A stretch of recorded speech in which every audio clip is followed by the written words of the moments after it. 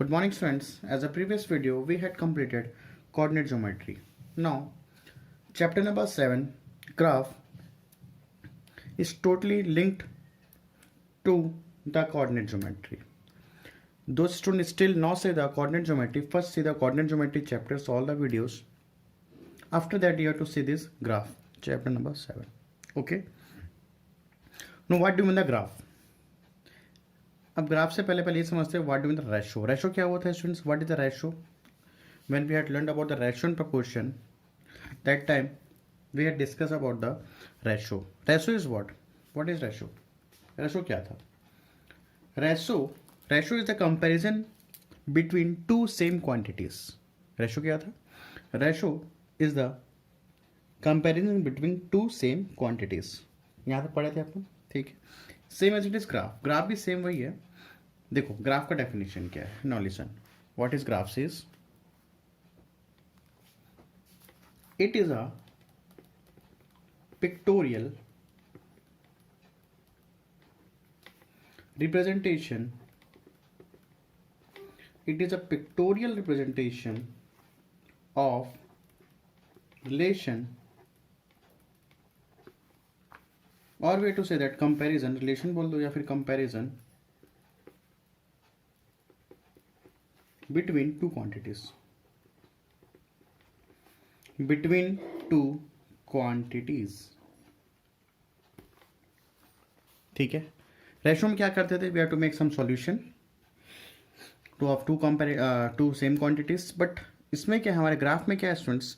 It is a pictorial. Pictorial means picturization. Picture में type में रहेगा, ग्राफ पे रहेगा, पिक्चराइजेशन रहेगा. It is a pictorial representation of relation और कंपेरिजन बिटवीन, या तो रिलेशन बोलो या फिर कंपेरिजन बोलो, कंपेरिजन बिटवीन टू क्वांटिटीज. इसको क्या बोलते हैं अपन? ग्राफ. तो रेशो में अपन कुछ कैलकुलेशन करते हैं, then we have to make some graph, we have to found some ratio. But in the graph में क्या करेंगे? कंपैरिजन तो करेंगे, बट किस में करेंगे अपन? किस वे पे करेंगे? पिक्टोरियल रिप्रेजेंटेशन से अपन क्या करेंगे? टू क्वांटिटीज़ को कंपैरिजन करेंगे और उसका क्या बना देंगे? एक पिक्चर बना देंगे, और क्या फिर बोल सकते हैं? ग्राफ बना देंगे. ठीक है, ये होता है आपका ग्राफ. नो यार व्हाट बिटवीन टू क्वांटिटीज. देखो यहाँ क्या लिखा है? क्वांटिटीज. अब क्वांटिटीज क्या क्या एक हमारे पास है. फर्स्ट है इंडिपेंडेंट क्वांटिटीज.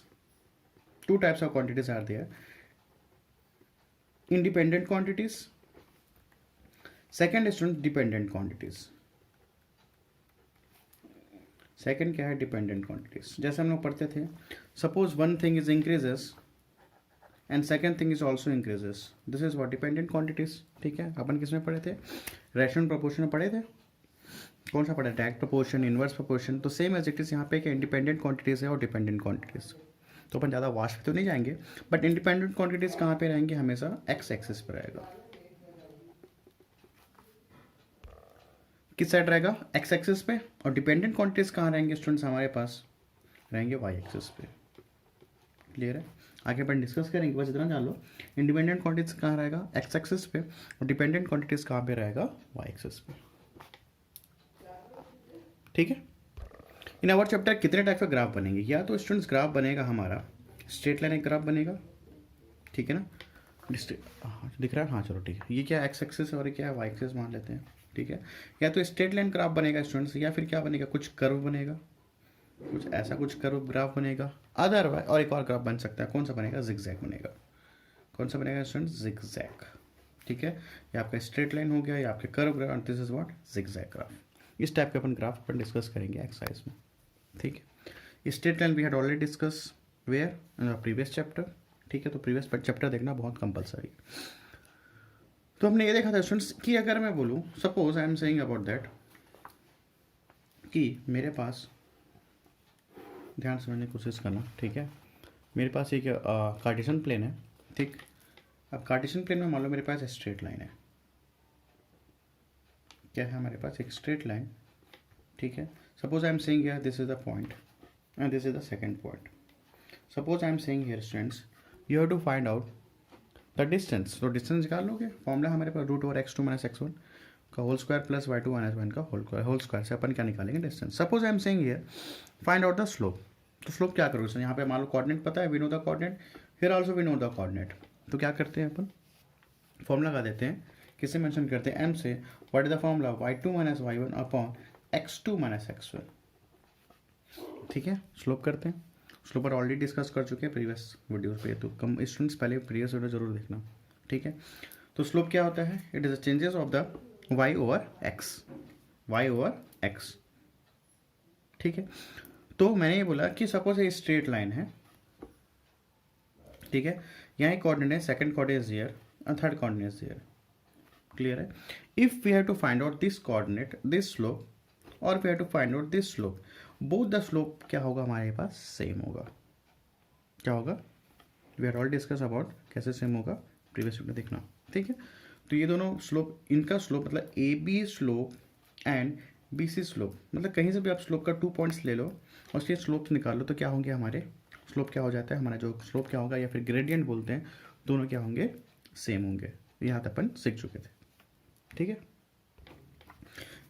तो मैंने ये बोला कि A B, suppose I have to find out the A B slope, तो किसके इक्वल हो जाएगा स्टूडेंट्स, वो बी सी के इक्वल हो जाएगा, ठीक है ना। इसको मान लेते, ए बी का M1 मान लेते हैं, ठीक है, और बी सी का जो स्लोप आएगा उसको क्या लेते हैं, M2 मान लेते हैं।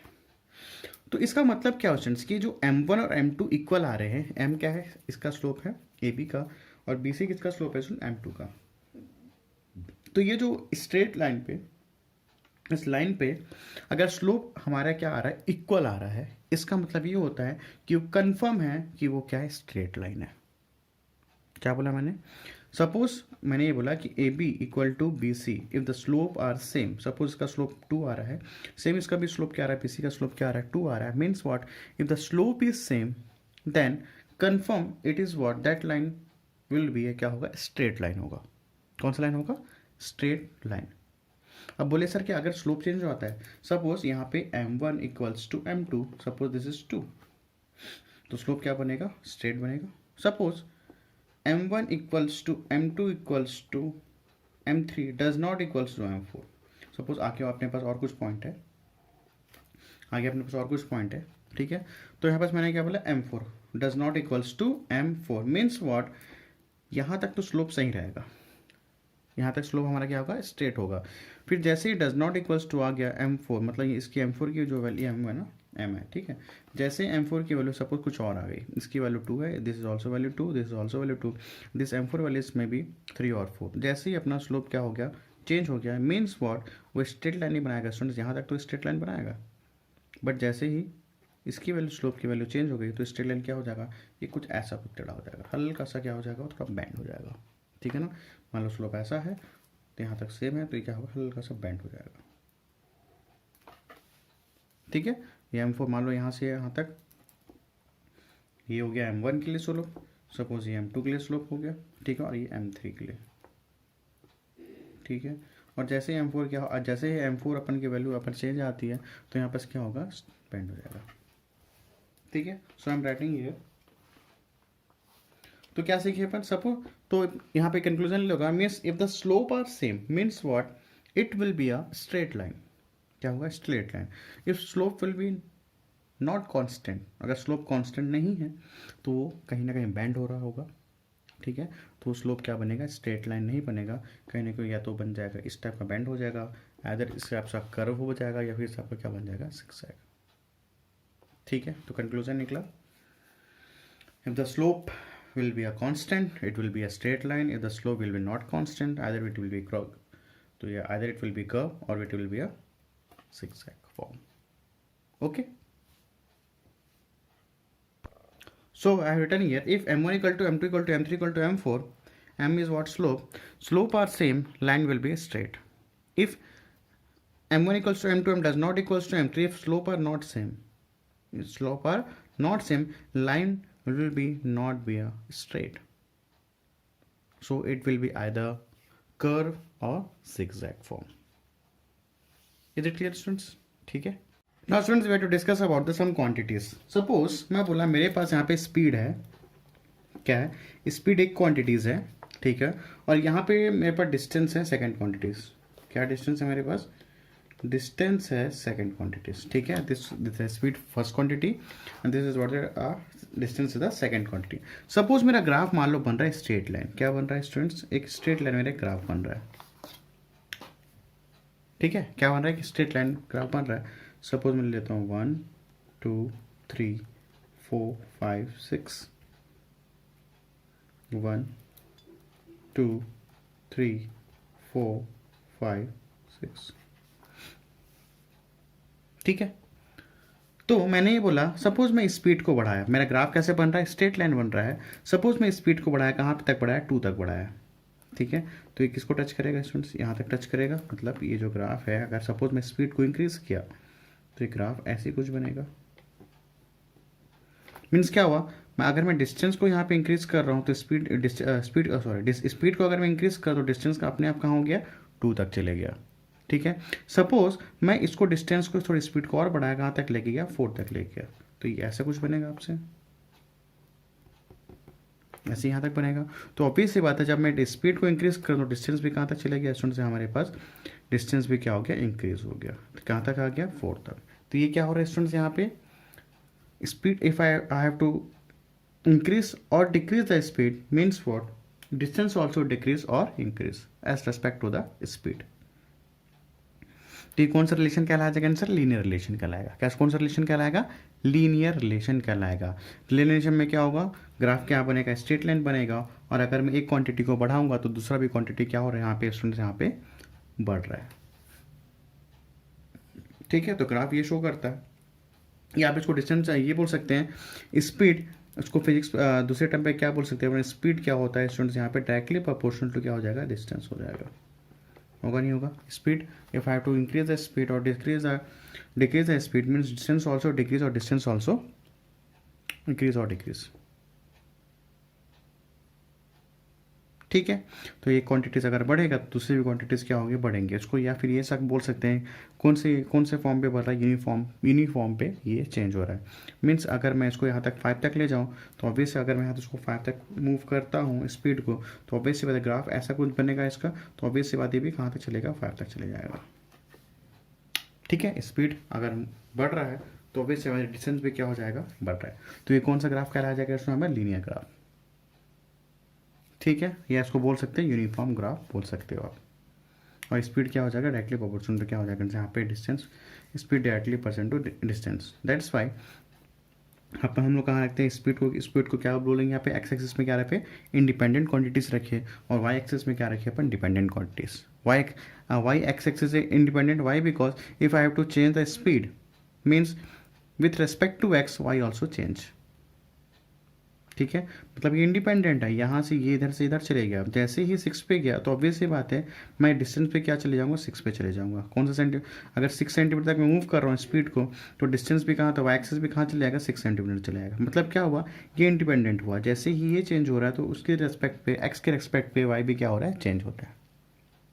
ठीक है, that's why we have to discuss that X is independent quantities and Y is what? Dependent quantities. Is it clear students? I think you have to understand. Next class में अपन देखेंगे, डिस्कस करेंगे कि कैसे ग्राफ को अपन question कैसे deal करेंगे। ठीक है, तो today's introduction part of your graph is over. In next class, in the next video, we have to discuss the graph questions. At in students, you have to buy your graph paper copy, graph copy ले लेना, उसमें अपन बनाएंगे graph को। ठीक है, मैं भी आपको ग्राफ में पेपर से ही समझाऊंगा। ओके, तो थैंक्स फॉर लव स्टूडेंट्स।